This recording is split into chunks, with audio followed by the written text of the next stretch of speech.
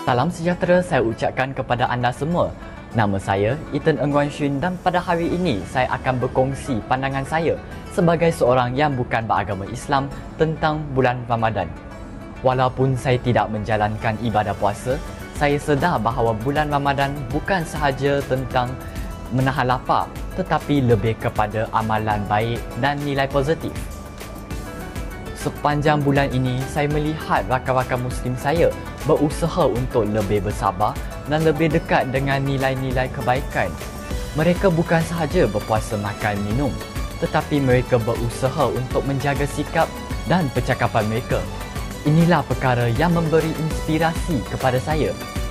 Sebagai seorang yang bukan beragama Islam, saya berasa bulan Ramadan ini memberi banyak nilai universal kepada kita semua. Berkelakuan baik terhadap semua orang adalah perkara utama yang harus diterapkan oleh sesiapa sahaja, tidak kira agama, bangsa atau kepercayaan. Jadi, kepada rakan-rakan Muslim yang saya hargai dan hormati, saya ingin mengucapkan selamat berpuasa dan semoga bulan Ramadan ini memberi banyak pahala untuk anda semua. Itu sahaja daripada saya.